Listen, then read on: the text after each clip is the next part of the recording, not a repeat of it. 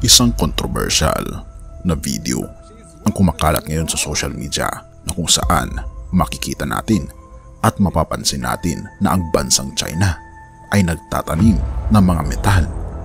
Hindi metal bus mga kaibigan, kundi totoong metal at nilalagyan nila ito ng mga bato sa ibabaw nito. At bakit ekta-ektarya ito? At ganun din, isang controversial din na video na kung inyong mapapansin ay pinipinturahan ng mga Chinese citizen ang mga bareng na lupa. Gayon din ang mga bundok na walang mga punong kahoy. Pinipinturahan din nila ang mga punong kahoy. Ano kaya ang rason kung bakit nila ito ginagawa? Atin itong pag-usapan mga kaibigan. Dito makikita mo na pinipinturahan nila ang mga natuyo ng mga punong kahoy at ganoon din ang mga lupa. Pinipinturahan nila ng kulay green. At ayan, makikita natin pati ang mga bato ay pinipinturahan din ng mixture ng kulay green. At ganoon din pinipint nila ang tilabaga walang tanim na lupa at very dry ang kanyang itsura na tilabaga disyerto. At mapapansin natin na pinipinturahan nila ng kulay green. At ito ay totoong nangyayari mga kaibigan at hindi ito gawa-gawa lamang. Ngunit ang tanong ay ano ang rason kung bakit nila ito ginagawa? At ito mga kaibigan ang tinatawag na hydroseeding. Kung inyong mapapansin, may isang truck pa dito na may daladalang mga pintura at pinipinturahan din ang malaking parte ng field na ito. Pag sinabing hydroseeding, ito ay tumutukoy sa napakaraming proseso ng pag-prepare ng lupa. Ang ginagawa kasi dito ay tinatanggal ang mga bato, pagkatapos ay pinapatag ang lupa. Pagkatapos ito ay pipinturahan. Ito ay ginagamit ng mga football field at iba pang mga sports para maging kaaya-aya ang kanyang itsura. Ngunit ang ating nakikita mga kaibigan sa bansang China ay hindi hydroseeding, kundi ito ay pagpipintura na kahit mga damo ay pinipinturahan nila, kahit mga bato ay pinipinturahan nila. At kung ating mapapansin mga kaibigan, ito ay isang video sa TikTok na kung saan nagko-comment ang isang citizen ng China at napakalaki ng kanyang katanungan kung bakit may mga bars na nakatanim at may mga batong puti sa tuktok nito. At talaga namang nagugulumihanan ang citizen na ito kung bakit ilang mga ektarya ng mga bars at mga bato na nakatanim sa parteng ito. At ipapaliwanag ko kung bakit mga kaibigan ito nangyayari sa bansang China. Ang bansang China kasi mga kaibigan ay 10 years ago ay hindi nila masyadong pinapansin ang patungkol sa pagbabago ng klima. At ito ang pinakarason kung bakit itinatag at medyo naging mahigpit ang gobyerno ni Xi Jinping 10 years ago. Ngunit kung ating mapapansin, hindi talaga nila mapigilan at ayaw talaga nilang pigilan ang paglaganap ng mga pabrika.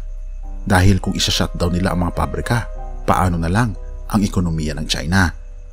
Kaya ang ginagawa ng mga may-ari ng malalaking mga pabrika, kung may magi-inspect sa kanila, ang ginagawa nila ay pinipinturahan nila ang mga paligid malapit sa kanilang lugar upang pag sila ay na-inspect ay makikita ito ng inspektor at makakapasa sila sa green environment na tinatawag.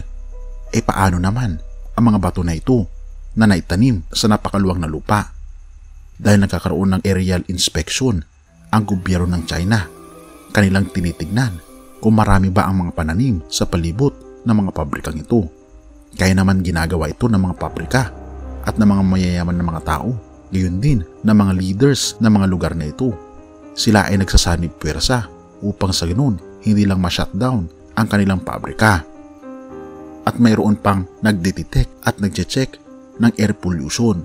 Ngunit mapapansin natin mga kaibigan sa video, kung inyong makikita, mayroong truck dito na nagbubuga ng tubig at binubugaan niya ang area na kung saan nagdetect ng air pollution sa lugar na ito.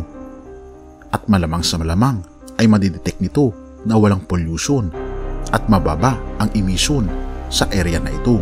Kaya naman makakapasa talaga ang mga pabrika sa lugar ng China dahil nagsasanib puwersa ang gobyerno at ang mga mayayaman para lang lumago ang ekonomiya, pero unti-unting namamatay ang mga mamamayan sa China. At kung ating mapapansin, isang malagim na kaganapan ang nangyayari ngayon sa China. Dahil na rin sa hindi magandang pagpapalakad sa gobyernong ito. Ngunit nais ng ating Panginoon na nawa ay panalangin natin sila dahil nakakaawa naman talaga mga kaibigan ang mga mamamayan sa bansang China at mahalin natin sila ng katulad ng pagmamahal natin sa ating sarili. Ngunit may pangako ang ating Panginoong Diyos na kahit na ang mundo natin ay hindi na nagiging ligtas, lagi nating tatandaan ang ating Panginoon sa Kanya tayo ay magiging panatag dahil hindi niya tayo papabayaan. Roma 8 verse 18. Para sa akin, ang mga pagtitiis natin sa kasalukuyan ay hindi maihahambing sa kalulatiang mahahayag sa atin balang araw. Galatians 6 verse 9. Kaya huwag tayong magsasawa sa paggawa ng mabuti dahil sa tamang panahon matatanggap natin ang mga gantimpala kung hindi tayo susuko.